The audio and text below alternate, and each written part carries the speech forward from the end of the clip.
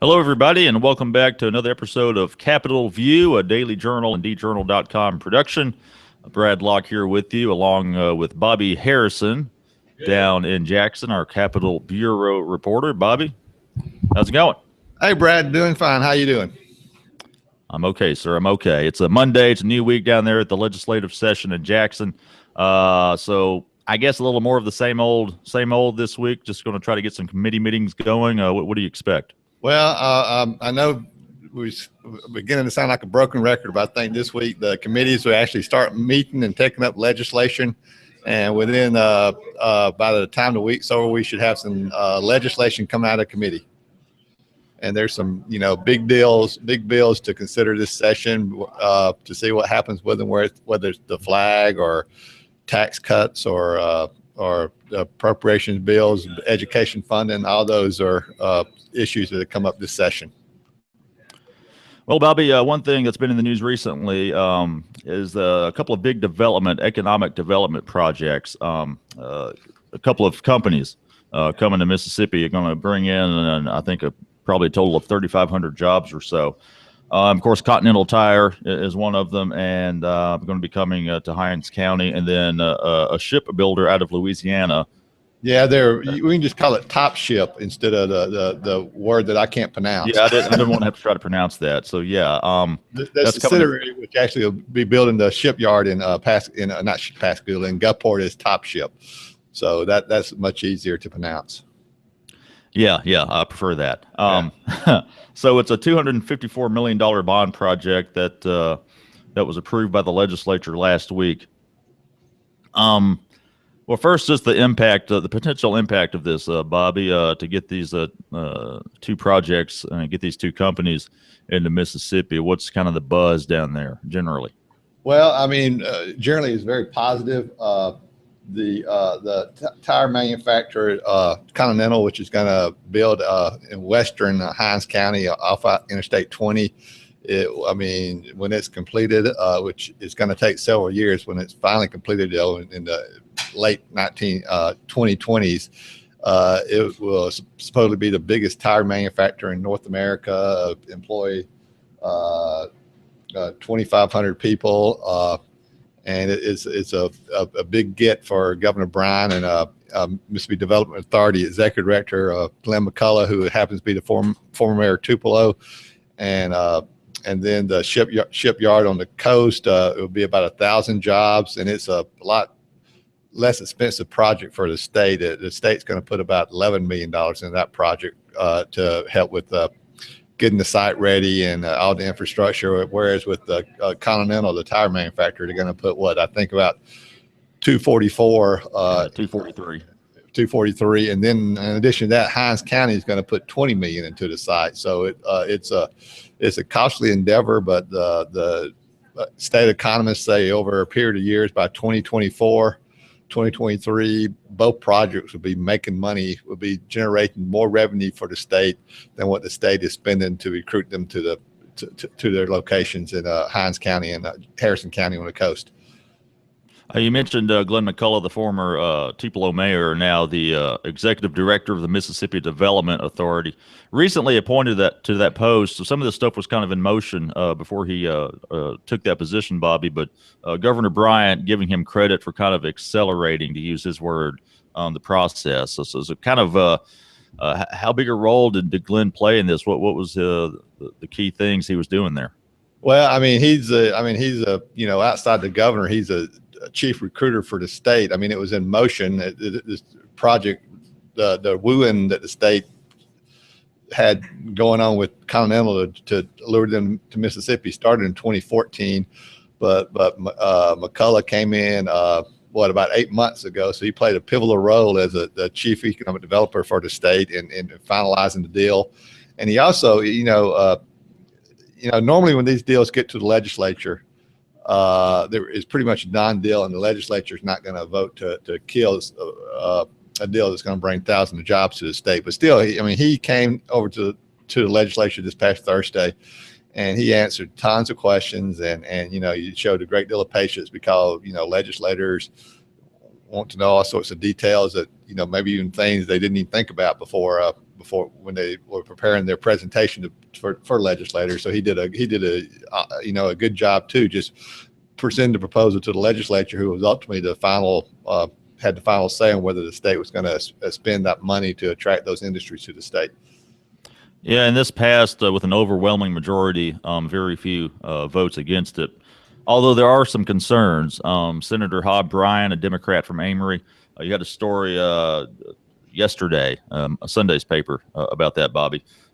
He ultimately voted in favor, but he had some concerns about the tax breaks, for one thing.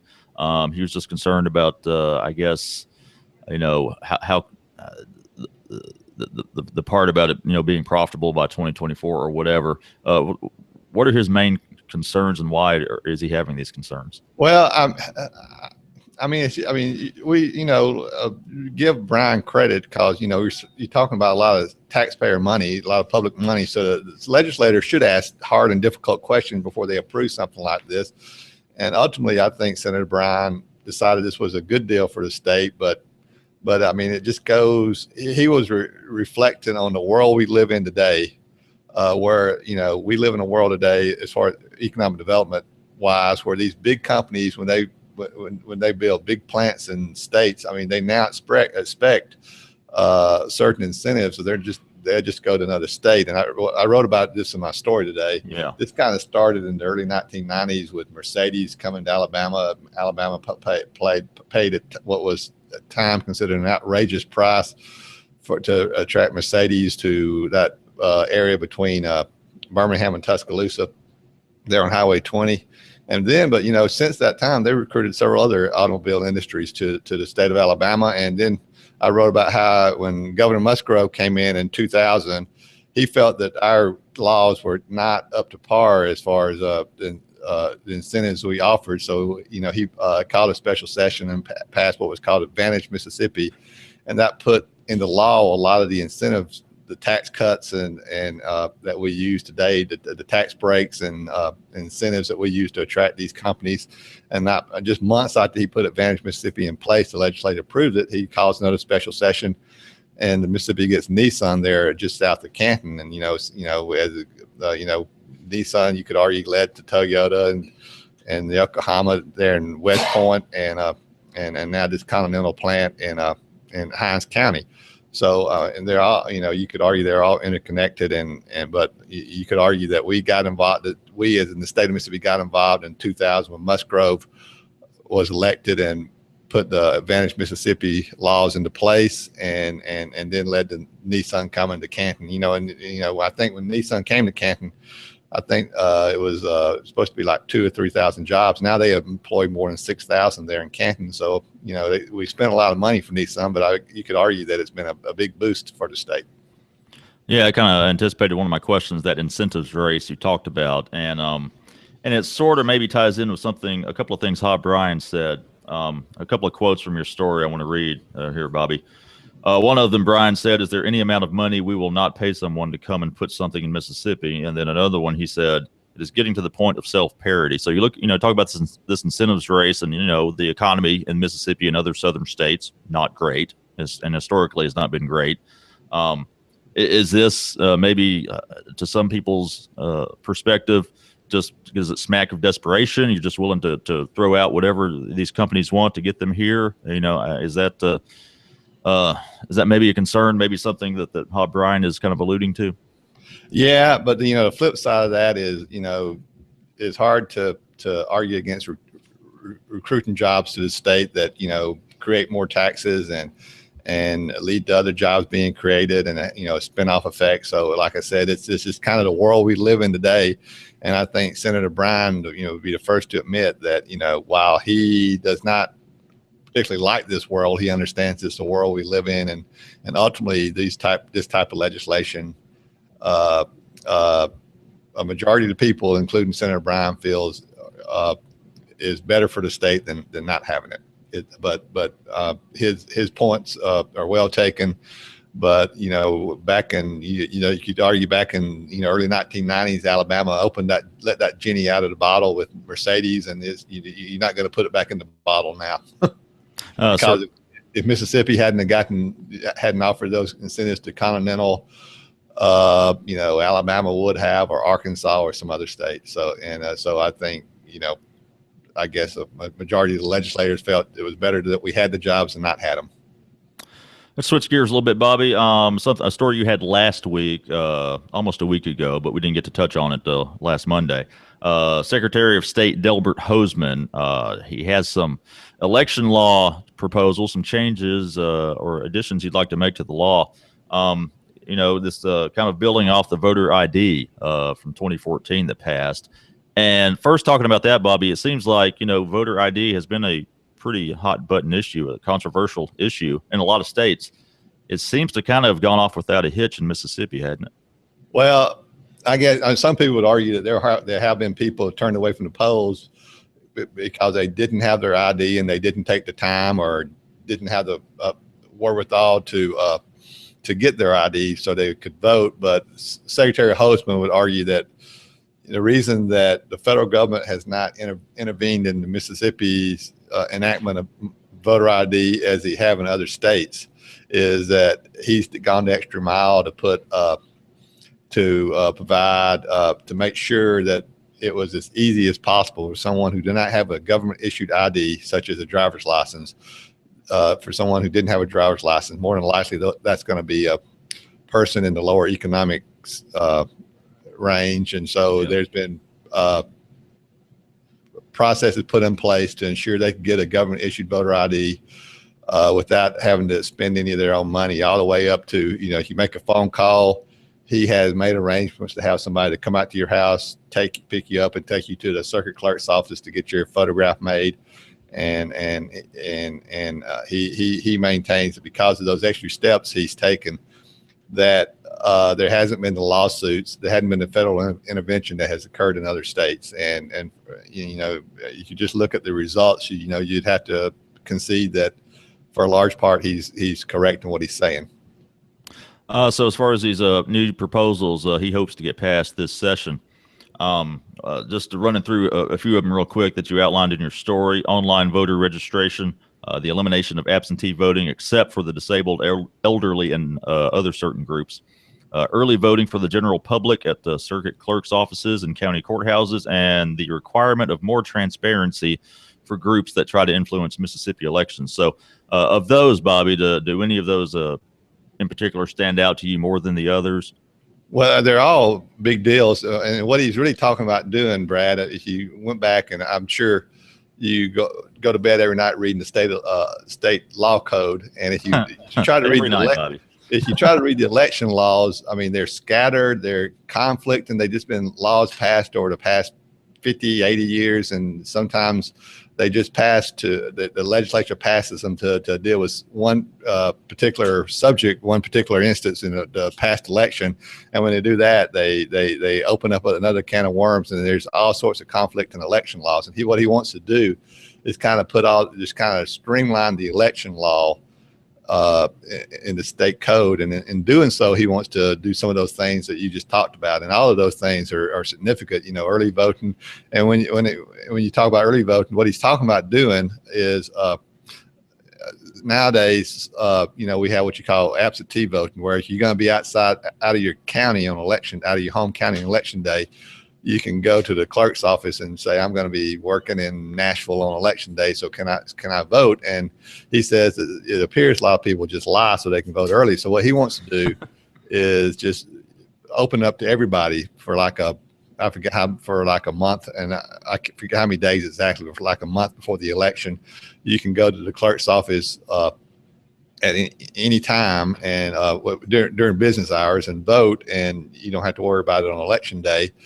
And then, he's in doing that, he's going to stop you won't have to have absentee voting anymore, except for he'll continue to have it for like disabled people, or if you can't get to the polls because you're disabled, you can still get a mail-in ballot for those types of people. But he believes that it'll make it more to have early voting, actually make it more convenient and also make it take some of the voter fraud out of the election process. And online voter registration, that also will make it easier for people to to get signed up to vote, and you don't have to make an extra trip to the clerk's office to sign up to vote. You can just to sign up to vote, you can just do it online. So those are all ambitious items that other states are doing, and he hopes Mississippi sort of joins in with those states. And considering the majorities that the Republicans have in the House and Senate, I expect he can probably get those pushed through. Well, probably so, but some people might, some of those Republicans might say we win an election now with the laws that's in place, and we why mess with a good thing? So we'll see. All right, Bobby, let's wrap things up here with the three things we talk about at the end of every episode here on Capitol View, starting with the most impactful legislation. Now, again, I know it's they're kind of still spinning their wheels, I guess, a little bit, but what do you got there? Well, I mean, Brad, it'd have to be the legislation that brought those economic development projects to the state that we just got finished talking about. Yep. And it's just a little side note. I mean, actually, that was not done during the regular session. Governor Bryant called a special session within the session to take up those bills. So there was a one-day special session Thursday within the regular session where those economic development projects were approved by the legislature. A session within a session. That's right. Sounds like Inception to me.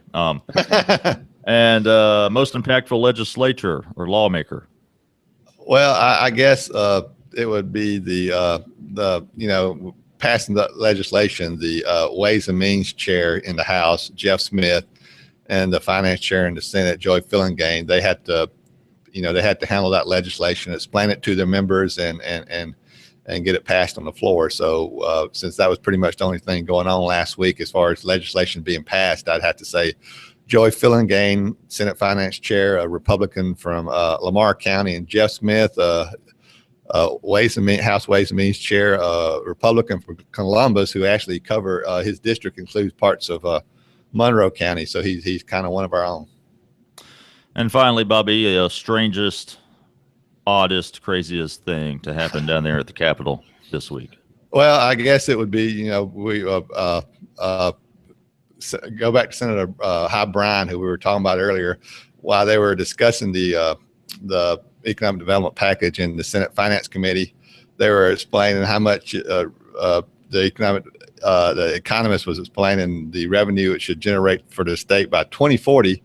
And I forget who it was, but one of the senators looked at Senator Galat and said, "Senator Galat, your tenure might be over by then." Senator Galat has been in the legislature since 1968, so he's been here a long time. And Senator Bryan, so this is maybe good news for some people and bad news for some people. Senator Bryan's kind of like a fine wine. Some people like him, other people don't like him. But he chimed up and said, "I'll still be here." He's been here since '84, so he's been here a long time. So, but if he's here in 2040, he'll be here. Have served longer than Senator Galat has served from the coast. Good stuff as usual, Bobby, and thank everyone for tuning in. If you missed any of this, you just want to go back and watch it again, we'll keep it here. You can watch the replay right here at djournal.com. Be sure to give Bobby a follow on Twitter at BobbyHarrison9, the number 9. You can follow me on Twitter at Brad Locke. And, of course, keep up to date with all the news happening at djournal.com or in your daily journal. And, Bobby, appreciate you, man. All right. Enjoyed it, Brad. We will see y'all next Monday.